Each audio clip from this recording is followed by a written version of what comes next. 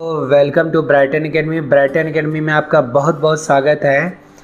आज का हमारा टॉपिक है आर्थिक क्रियाओं का अर्थ एवं उसकी विशेषताएं। ठीक है बच्चों, ये व्यवसाय अध्ययन का फर्स्ट चैप्टर का फर्स्ट टॉपिक हम लोगों ने लिया है, आर्थिक क्रियाओं का अर्थ एवं उसकी विशेषताएं।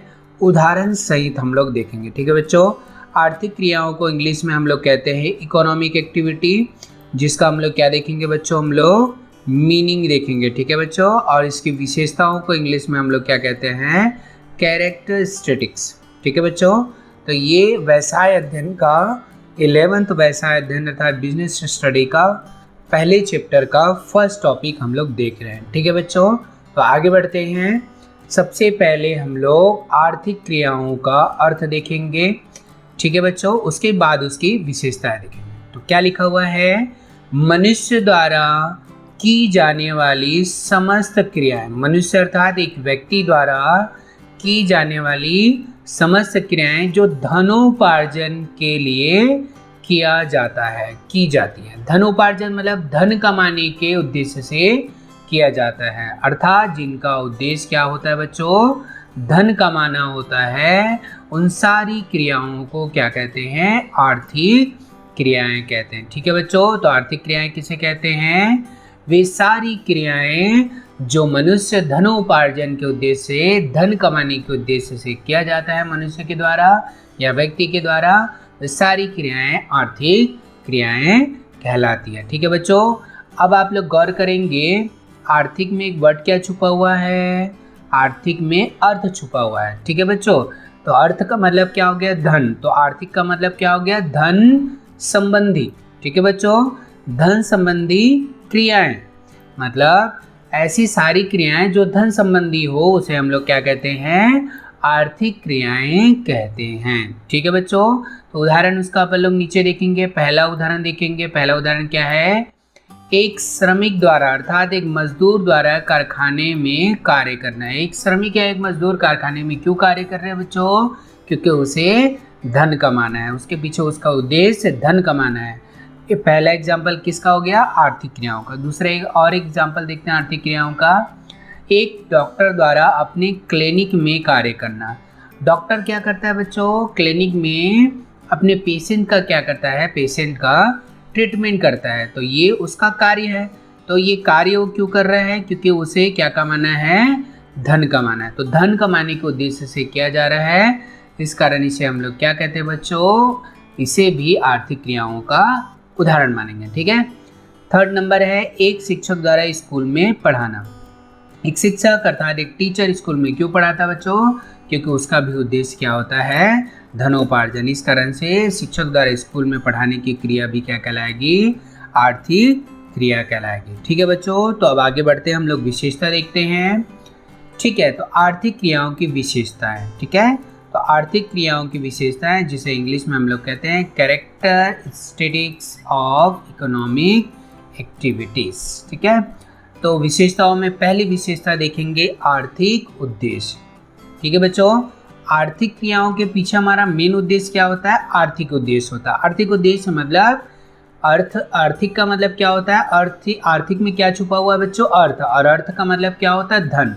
तो धन कमाने के उद्देश्य से किया जाता है। सारी आर्थिक क्रियाएं किस कारण से करते हैं हम लोग, आर्थिक उद्देश्य से, अर्थात धन कमाने के उद्देश्य से किया जाता है। तो इसको एक बार अच्छे से पढ़ लेते हैं। आर्थिक क्रियाएं धन प्राप्ति के लिए की जाती है, धन कमाना और उसे क्रय करना, क्रय के माध्यम से अर्थात खरीदना, इसके माध्यम से क्या होता है, व्यय होता है। ठीक है, धन कमाना और उसे व्यय करना, ये दोनों उद्देश्य आर्थिक क्रियाएं हैं। ठीक है बच्चों, तो हम लोग धन प्राप्ति के उद्देश्य से क्या करते हैं, धन कमाते हैं।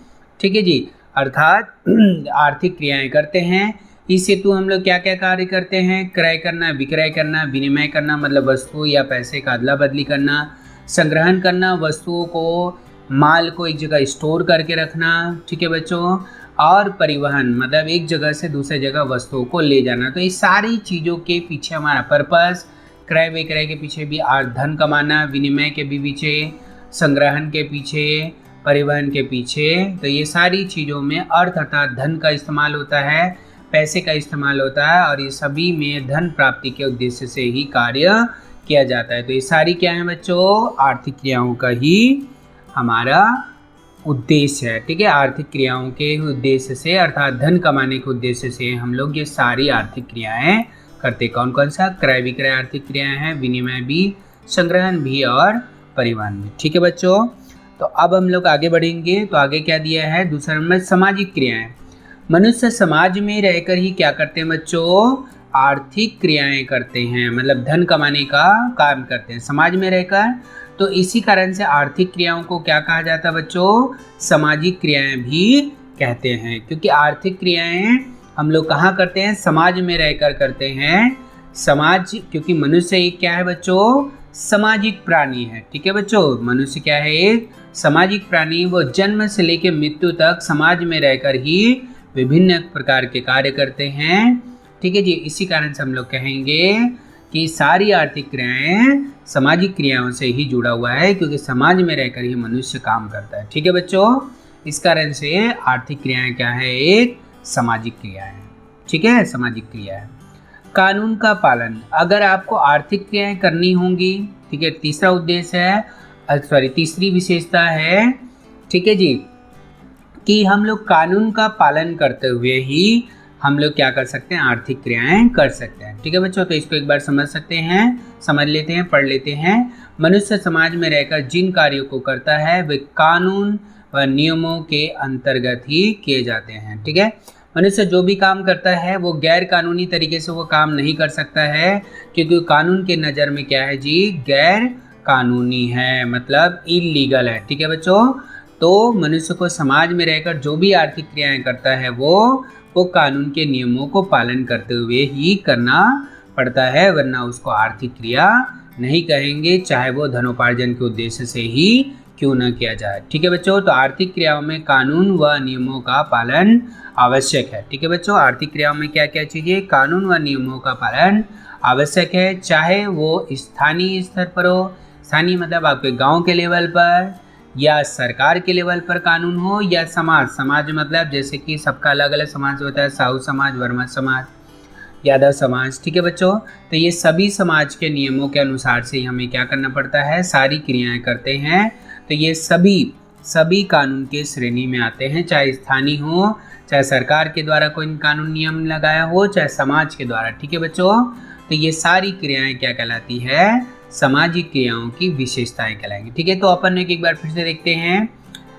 आर्थिक क्रियाओं की विशेषताओं में पहला है आर्थिक उद्देश्य। हम लोग आर्थिक क्रियाएं क्यों करते हैं जी, आर्थिक उद्देश्य अर्थात धन कमाने के उद्देश्य से किया जाता है।